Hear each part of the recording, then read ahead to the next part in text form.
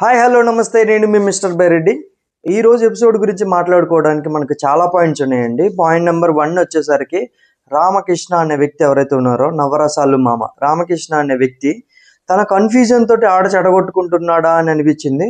And దాంతోపాటు ఈ రోజు అయితే ఎల్లో కార్డు ఇచ్చారు మనోడికి, దానికి అర్హుడా అనర్హుడా అనేది మాట్లాడుకుందాం. సెకండ్ పాయింట్ వచ్చేసరికి రోహిత్ గ్రాఫ్ అనేది రోజు రోజుకు పెరిగిపోతుంది. సో తను ఏంటంటే ఏదో అంటారు కదా, కొంచెం రివీల్ చేస్తున్నట్టు.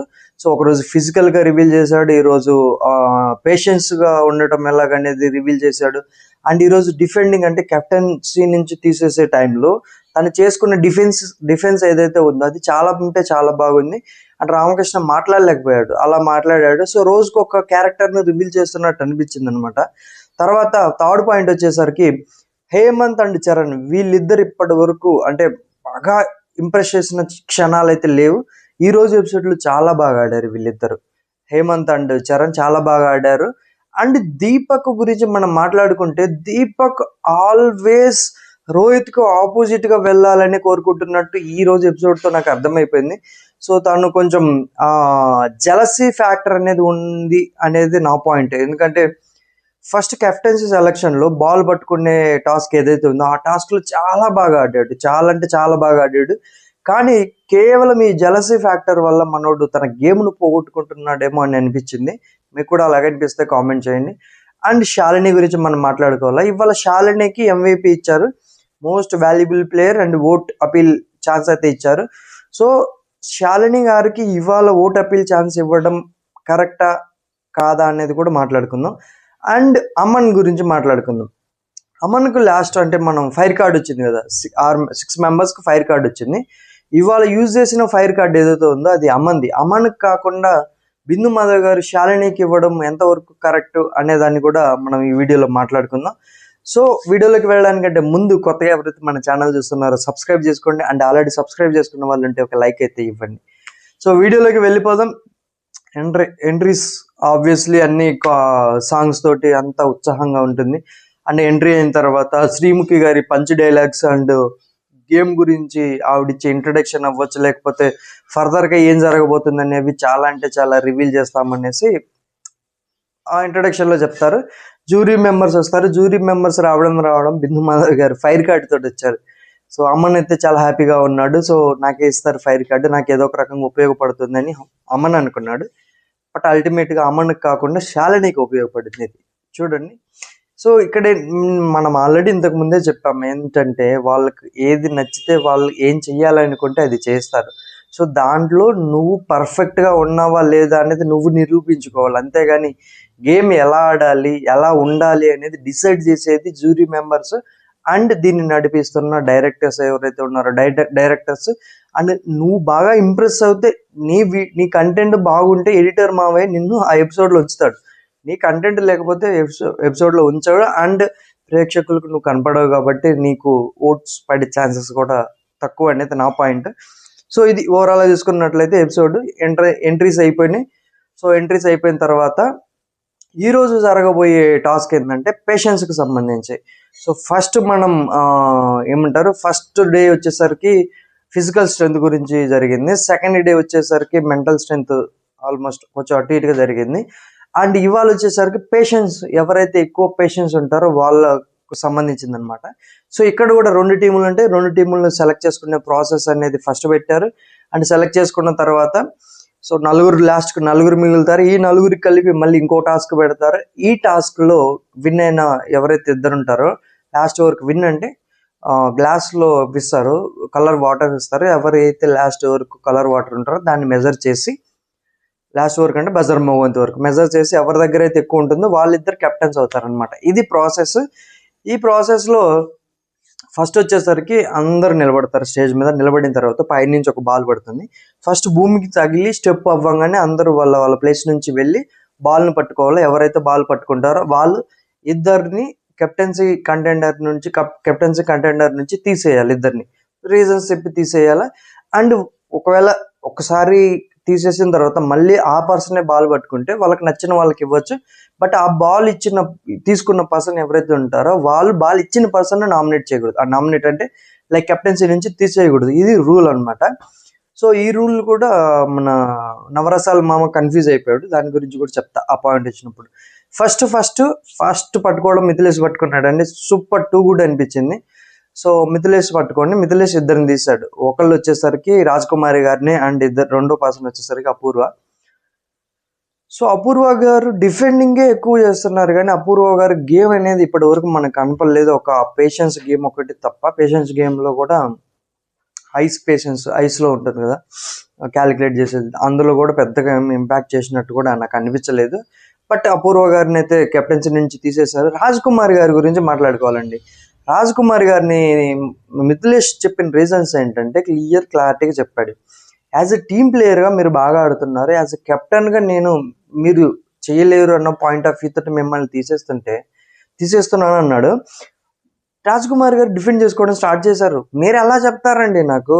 సో ఇప్పటి వరకు నాకు ఛాన్సే రాలేదు కదా, నేను ఎలా నిరూపించుకుంటానంటే ఛాన్స్ అనేది ఇప్పుడు మిథిలేష్ క్లియర్గా చెప్పాడు. 12 మంది ఉన్నారు, 12 మందికి కెప్టెన్సీ ఛాన్స్ రావాలనుకుంటే ఈ షో టైం సరిపోదు అన్న పాయింట్ ఏదైతే ఉందో సూపర్గా పెట్టాడు.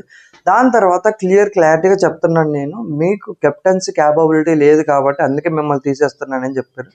కొంచెంసేపు రాజకుమార్ గారు వాదించారు కానీ బట్ అల్టిమేట్గా అడిషన్ ఇస్ ఓవర్. అపూర్వ గారిది కూడా వాదోపవాదనలు అయితే జరిగాయి. అల్టిమేట్గా జ్యూరీ మెంబర్స్ ఆపేసినట్టు అనిపించింది. ఎడిటర్ మామయ్య కట్ చేశాడు, చాలా వరకు cut చేసినట్టుంది.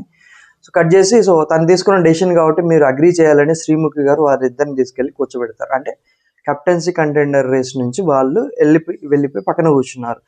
So next second round వచ్చేసరికి దీపక్ పట్టుకున్నాడు. దీపక్ చాలా స్ట్రాటజికల్గా వెళ్ళినట్టు నాకు అనిపించింది. ఫస్టే రోహిత్ని తీసేస్తాడు అనుకున్నాను నేను, కానీ రామకృష్ణకి ఇచ్చి రామకృష్ణ చేత తీయించేశాడు.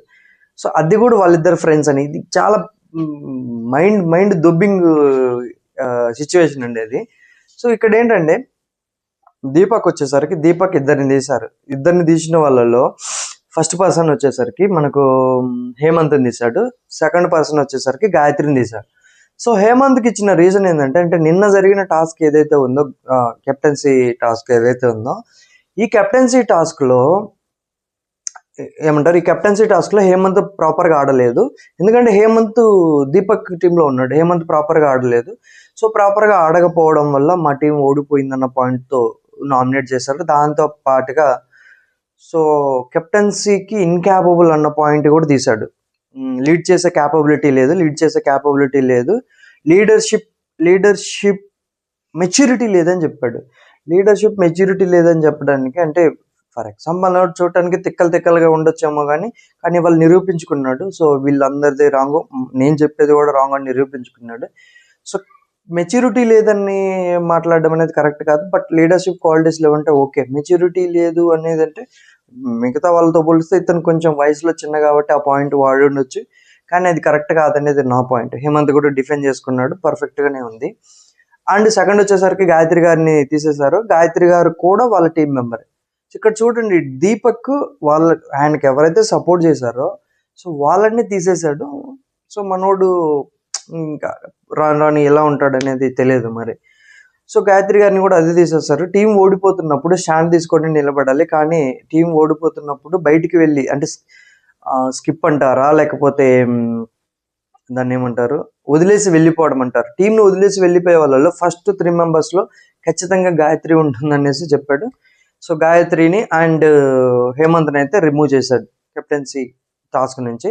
నెక్స్ట్ వచ్చిన తర్వాత నెక్స్ట్ రౌండ్లో కూడా దీపక్కే పట్టుకుంటాడు, చెప్పా కదా. సో దీపక్ పట్టుకొని తన ఫ్రెండ్ అయినటువంటి రామకృష్ణకి ఇచ్చాడు. ఇక్కడ రామకృష్ణని బలి చేసినట్టు నాకు అనిపించింది, లేకపోతే మనోడు మేలకుండా ఒక మూలం ఉండేవాడు, అసలుకి ఈ టాపికే వచ్చేది కాదు. సో ఓవరాల్గా చూసుకున్నట్లయితే రామకృష్ణ వచ్చిన తర్వాత రోహిత్ని తీశాడు, ఎక్స్పెక్టెడ్. నెక్స్ట్ శరణ్ తీశాడు, ఎక్స్పెక్టెడ్, ఎందుకంటే వాళ్ళిద్దరు ఫ్రెండ్స్ కాబట్టి. సో రామకృష్ణ రోహిత్కి ఇచ్చిన రీజన్ ఏంటంటే నిన్న ఏదైతే టాస్క్ జరిగిందో ఆ టాస్క్లో యాజ్ అ కెప్టెన్గా ఫౌల్ అయ్యాడని చెప్పాడు. యాజ్ అ కెప్టెన్గా ఫౌల్ అవ్వడం ఏంటి అని సో అదొకటే పాయింటా అని రోహిత్ అన్నాడు. అదొకటే పాయింట్ అన్నప్పుడు రోహిత్ ఏమన్నాడంటే సో మిస్టేక్స్ అనేవి ఇంటెన్షనల్గా అన్ఇంటెన్షనల్గా ఉంటాయి. ఫౌల్స్ ఓకే, మిస్టేక్స్ కాదు, ఫౌల్స్ అనేది ఇంటెన్షనల్గా అన్ఇంటెన్షనల్గా ఉంటుంది. ఇంటెన్షనల్గా చేస్తే అది ఐ యాక్సెప్టెడ్, ఎల్లో కార్డు వచ్చింది కూడా కాబట్టి.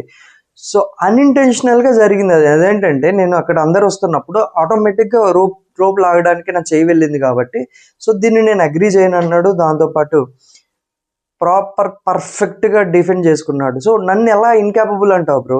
టీం మొత్తానికి స్ట్రాటజీ వేసింది నేను, టీం ఎక్కడెక్కడ పొజిషన్ సెట్ చేసింది నేను, టీం విన్ అవ్వడానికి అన్ని రకాలుగా నేను ఉపయోగపడ్డాను, అన్ని రకాలుగా నేను చేశాను. నేను కెప్టెన్గా ఇన్కాపబుల్ అని నువ్వు ఎలా అంటావు అన్నప్పుడు శ్రీముఖి కూడా సూపర్ డిఫెన్స్ అని చెప్తుంది. సో నేను కూడా అదే అనుకున్నా, బాగా చేసుకున్నాడు రా బాబు అనేసి. అందుకే చెప్పాను కదా, మన రోహిత్లో రోజుకు ఒక క్వాలిటీ బయటకు వస్తుంది. ఆడిషన్స్ టైంలో పెద్దగా మాట్లాడలేదు, బిందు మాధవ్ గారు వాటర్ కొట్టినా కానీ రియాక్ట్ అవ్వలేదు. తర్వాత పహిల్వాన్ టాస్క్లో అమన్ వర్సెస్ రోహిత్ పహిల్వాన్ టాస్క్లో బాగా ఆడాడు. అండ్ సెకండ్ వచ్చేసరికి నిన్న కెప్టెన్సీ టాస్క్ ఏదైతే జరిగిందో ఈ కెప్టెన్సీ టాస్క్లో సూపర్గా తను పర్ఫామ్ చేశాడు. అండ్ ఇవాళ చూసుకున్నట్లయితే మాట్లాడడంలో చాలా బాగా మాట్లాడాడు. దీన్ని బట్టి నాకు అర్థమైంది ఏంటంటే రోహిత్ డెఫినెట్గా బిగ్ బాస్ సీజన్ 10లో ఉంటాడు అనేది నా పాయింట్. బయట ఓటింగ్లో కూడా మనోడు దూసుకుపోతున్నాడు, టాప్లో ఉన్నాడు అనేది విశ్వసనీయ వర్గాల సమాచారం. ఓకే, విశ్వసనీయ వర్గాలు లేదు ఏం లేదు, సోషల్ మీడియాలో అండ్ యూట్యూబ్లో అక్కడ రన్ అవుతున్నాయి, మీకు చెప్పాను. నేనైతే పెద్దగా దాని మీద ఓటింగ్ మీద ఫోకస్ చేయలేదు, బట్ గేమ్ మీద ఫోకస్ చేసి గేమ్ని మీకు చెప్పడానికి అయితే నేను ట్రై చేస్తున్నాను. ఓకే, సో నెక్స్ట్ చూసుకున్నట్లయితే వీళ్ళు చరణ్ నామినేట్ చేశారు. చరణ్ని కెప్టెన్సీ నుంచి తీసేస్తారు. చరణ్ తీసేసిన విధానం ఏదైతే ఉందో నాకు నచ్చలేదు. అండ్ ఆ యాష్లో మనోడు యాస అంటే తన వాడుక భాష అనుకోవచ్చు. సో చరణ్ ఒక మాట అన్నాడండి, అది కరెక్ట్ కాదు అనేది నా ఫీలింగ్. చరణ్ ఏమన్నాడంటే, సో నిన్న మీరు ఆడిన గేమ్లో 0 యాజ్ అ ప్లేయర్గా మీరు వరస్ట్ అన్నాడు. యాజ్ అ ప్లేయర్గా వరస్ట్ ఏంటి నాకు అర్థం కాలేదు. యాజ్ అ ప్లేయర్గా వరస్ట్ అనడం ఏంది? చరణ్ కూడా అదే అన్నాడు, నేను యాజ్ అ ప్లేయర్గా వరస్ట్. సో మీరు మీ కెప్టెన్ బాగా ఆడారు.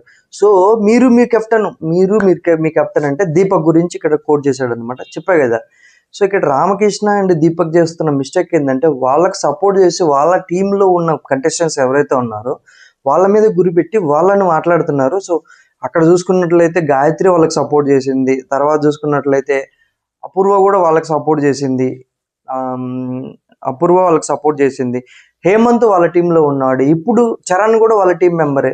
సో అంటే కేవలం చరణ్ అండ్ దీపక్, చరణ్ అంటున్నా, రామకృష్ణ అండ్ దీపక్ మాత్రమే కరెక్ట్గా ఆడారా నిన్న గేమ్లో? సో అది వాళ్ళిద్దరే కరెక్ట్ అనుకుంటే కామెంట్ చేయండి, మిగతా వాళ్ళు కూడా బాగా ఆడారు అనుకుంటే ఈ వీడియోని లైక్ చేయండి, కుదిరితే షేర్ కూడా చేయండి. ఓకే, సో మనం చూసుకున్నట్లయితే రామకృష్ణ చరణ్ తీసేశాడు, వేస్ట్ కాబట్టి అంటున్నాం అనేసి డిఫెండ్ చేసుకున్నాడు. తర్వాత ఇక్కడ నాకు పాయింట్ నచ్చిన పాయింట్ ఏంటంటే రోహిత్ మధ్యలో వచ్చేసి గేమ్ చెడిపోయింది మీ వల్ల, లెఫ్ట్ రైట్ అని చెప్తున్నారు, గేమ్ చెడిపోయింది నీ వల్ల అది ఇది అని చెప్తే రామకృష్ణ కొంచెం మీదకి వెళ్తే రోహిత్ కూడా మీదకి వచ్చాడు. అది రోహిత్ వెళ్ళాల్సింది కాదు, ఒకవేళ మాట్లాడుంటే కొంచెం ఆగిన తర్వాత చరణ్ డిస్కషన్ అయిన తర్వాత మాట్లాడుంటే బాగుండేదని నా పాయింట్. చరణ్ కూడా రోహిత్ నా ఫ్రెండ్, రోహిత్ మీదకి అలా వెళ్తే నేను కూడా ఊరుకోనని చెప్పాడు అనమాట. సో రామకృష్ణ ఏమో ఇక్కడ నేను గేమ్ ఆడటానికి వచ్చాను, నాకు ఎవరు ఫ్రెండ్స్ లేదు, నేను ఒక్కడనే అంటాను. సో ఇక్కడ సపోర్ట్ ఉండాలి, ఇండివిజువల్గా ఆడాలి, ఇవి రెండు లేకపోతే నువ్వు ముందుకెళ్ళవనేది నా పాయింట్. సో రామకృష్ణ ఓవరాల్గా రోహిత్ను అండ్ చరణ్ తీసేశాడు. ఇక్కడ పాయింట్ నేను స్టార్టింగ్లో మీకు చెప్పిన పాయింట్ ఏంటంటే దీపక్ రోహిత్కు ఎందుకో కోల్డ్ వార్ జరుగుతున్నట్టు అనిపించింది. రోహిత్ ఎక్కడుంటే రోహిత్కి ఆపోజిట్గా దీపక్ వెళ్తున్నాడు, ఎందుకంటే రోహిత్ హైలైట్ అవుతున్నాడు. సో రోహిత్కి ఆపోజిట్ వెళ్తే నేను హైలైట్ అవుతానేమో అన్న పాయింట్ తోటి ఆ దిమాకు పెట్టుకొని వెళ్తున్నాడేమో, కొని బొక్క బోర్లో పడతాడేమో అని నాకు అనిపిస్తుంది. సో మీకు కూడా అలాగే అనిపిస్తే కామెంట్ చేయండి, ఎందుకంటే ఈ కెప్టెన్ సెలెక్షన్ అయిన తర్వాత టీంకి వెళ్ళే ప్రాసెస్లో కూడా మనోడు రోహిత్కి ఆపోజిటే వెళ్ళాడు. సో ఎంత దూరం వెళ్తుందో తెలియదు, అది దీపక్ ఉపయోగపడుతుందా లేకపోతే దీపక్ని నష్టం చేస్తుందా అనేది అది తన పాయింట్, తను తీసుకున్న డిసిషన్ అని చెప్పొచ్చు మనం. సో ఇక్కడ ఓవరాల్గా చూసుకున్నట్లయితే రామకృష్ణ ఇద్దరిని తీసేసాడు. నెక్స్ట్ వచ్చేసరికి శ్రీముఖి అప్పుడే అంటుంది, ఇప్పటి వరకు లేడీస్లో ఒక్కరు కూడా పట్టుకోలేదు అంటే నెక్స్ట్ శాలినికి ఇచ్చారు అంటే శాలిని పట్టుకుంది. సో ఎక్కువ శాతం తన దగ్గరే ఉంది కాబట్టి సో శాలిని బాల్ పట్టుకున్న తర్వాత ఎవరిని ఎలిమినేట్ చేస్తున్నారు మీరు కెప్టెన్సీ నుంచి అన్నప్పుడు తను క్లారిటీగా చెప్పింది, నవరసాల మామ గురించి చెప్పింది. నవరసాల మామ కన్ఫ్యూజ్ అవుతున్నాడు, గేమ్ తిని కెప్టెన్ అయితే టీంని కూడా కన్ఫ్యూజ్ చేస్తాడని చెప్పింది. సో నవరసాల మామ గేమ్ అర్థం కాక అదే నేను ఆల్రెడీ నేను బాల్ పట్టుకొని నేను చెప్పాను కదా, నన్ను నామినేట్ చేయకూడదు, రూల్స్ ఉన్నాయి కదా అన్నాడు. సో అక్కడ జ్యూరీ మెంబర్స్ కూడా షాక్ అయ్యారు. రూల్స్ ఏంటి భయ్యా, నేను బాల్ పట్టుకొని నామినేట్ చేసినంత మాత్రం నిన్ను గేమ్లో నుంచి తీసేయాల్సిన అవసరం లేదు. సో నిన్ను గేమ్లో ఇదే ఇదే మిస్టేక్ నీలో అనేసి శాలిని చెప్తుంది. క్లియర్ కట్గా మనోడిని రామకృష్ణని ఎక్స్పోజ్ చేసి మరీ చూపించింది. ఎందుకంటే మనోడు గేమ్ కన్ఫ్యూజ్ అవుతున్నాడు. సో నిన్న షేప్ దాంట్లో షేప్స్ ఉన్నాయి కదా, ఆ షేప్ దాంట్లో కూడా మనోడు కన్ఫ్యూజ్ అయిపోయాడు. ఆ కన్ఫ్యూజన్లో అంటే షేప్స్ కరెక్ట్ పెట్టాడు కానీ కలర్స్ కరెక్ట్గా పెట్టాల.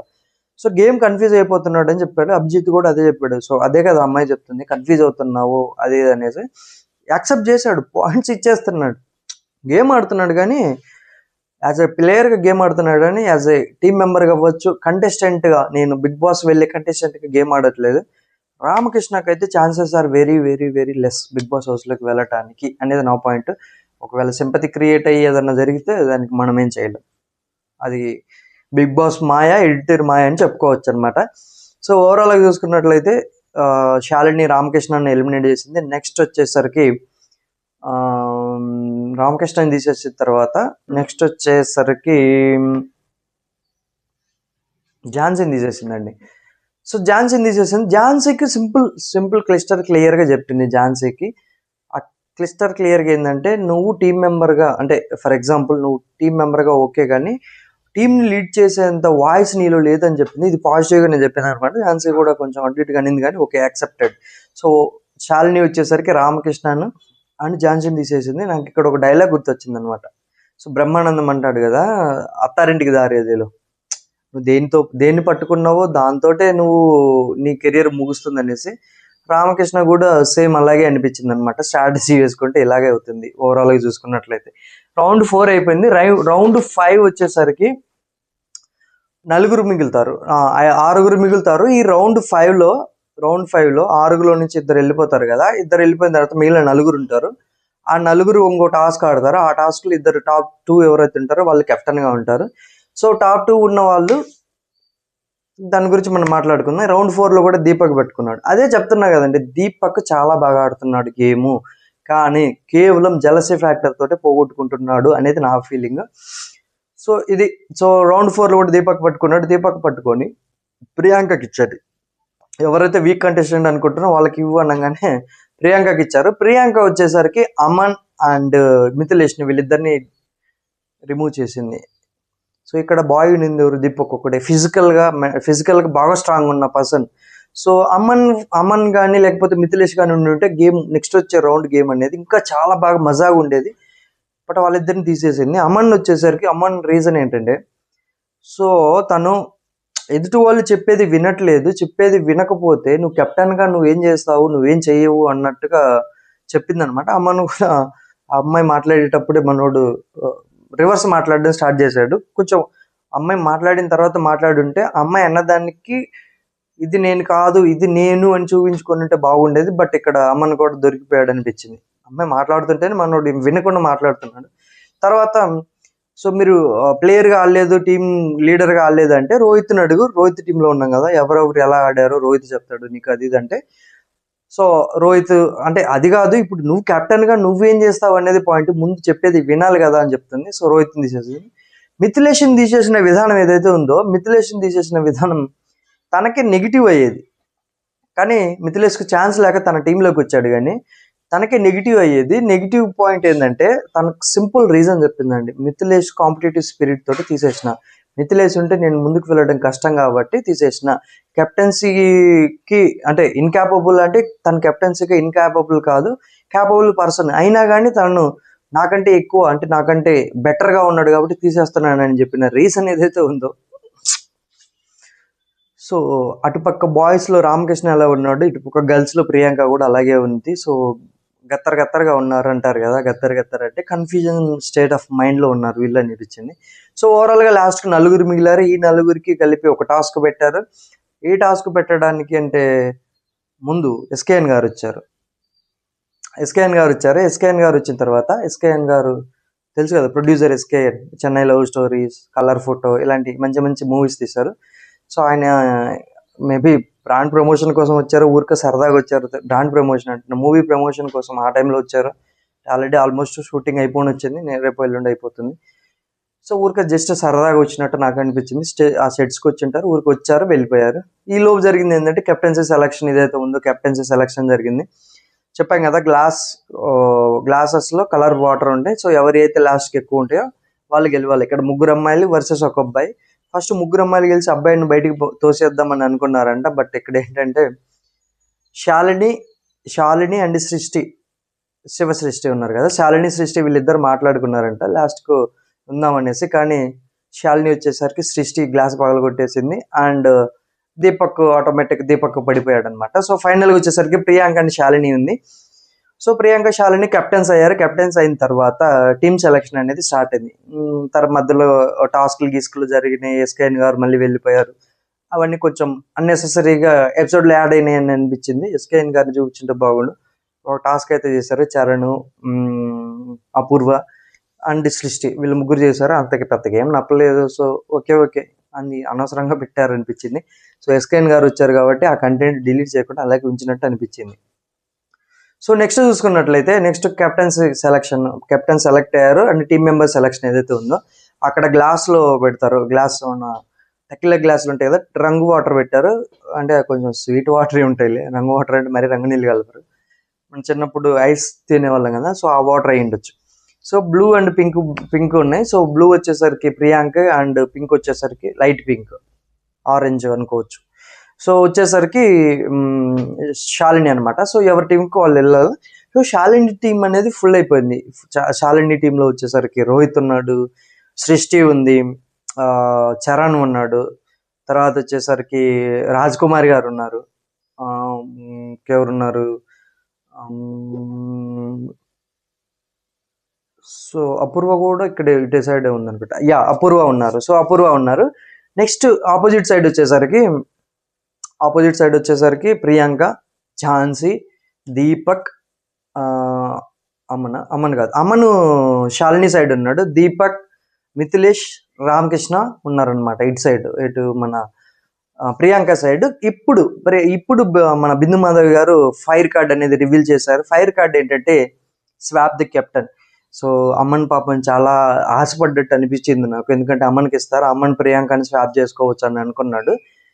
కానీ ఇక్కడ ట్విస్ట్ ఇచ్చారు. ఇక్కడ ఏంటంటే ఎవరైతే ఎక్కువ బాగా డిఫెండ్ చేసుకున్నారో వాళ్ళకి ఇస్తాననేసి రోహిత్, శాలిని అండ్ మూడో పర్సన్ ఎవరు, శాలిని, రోహిత్. సో వీళ్ళు డిఫెండ్ బాగా చేసుకున్నారు. సో ఆల్రెడీ శాలిని కెప్టెన్ కాబట్టి నేను శాలినికి ఇస్తున్నాను అని ఇచ్చారు. సో ఆబ్వియస్లీ శాలిని కెప్టెన్గా వాళ్ళు అగ్రీ చేశారు. ప్రియాంకని తీసేయాలని డిసైడ్ అయినట్టున్నారు. అందుకే అప్పటికప్పుడు ఆ బ్లైండ్ కార్డ్లో ఉన్న పవర్ని రివీల్ చేశారనమాట. సో శాలిని ఝాన్సీతో శాలిని స్వాప్ చేసింది. కానీ తర్వాత అమ్మని అంటాడు, సో బిలీవ్ చేశాను అది ఇది అనేసి. నాకేమనిపించింది అంటే శాలిని తీసుకెళ్ళి అమ్మనికి ఇచ్చేసి స్వాప్ చేసుకోమంటుందేమో అని అనుకున్నా. బట్ శాలిని తీసుకెళ్ళి ఝాన్సీకి ఇచ్చింది, ఝాన్సీ స్వాప్ చేసుకుంది. మోస్ట్లీ ఇది కూడా అయ్యి ఉండొచ్చు, శాలిని అంటే అమ్మనికి ఇస్తే అమ్మన్ శాలిని స్వాప్ చేస్తాడేమో, అందుకే ఆపోజిట్ టీంకి ఇచ్చినట్టు అనిపించింది అనమాట. బట్ ఇక్కడ అమ్మన్ కొంచెం ఫీల్ అయినట్టున్నాడు, ఎందుకంటే ఆ పవర్ తనది కాబట్టి. సో పవర్ గెలుచుకున్నా కానీ తనకు ఉపయోగపడలేదు, ఆ పవర్ వేరే వాళ్ళకి ఉపయోగపడింది అనమాట. సో ఆపోజిట్గా ఝాన్సీ టీం లీడ్ అయింది అండ్ ఇక్కడ వచ్చేసరికి శాలిని ఉంది. ప్రియాంక పాపం కొన్ని సెకండ్ల పాటు మాత్రమే సెలక్షన్ వరకు కెప్టెన్గా ఉందన్నమాట.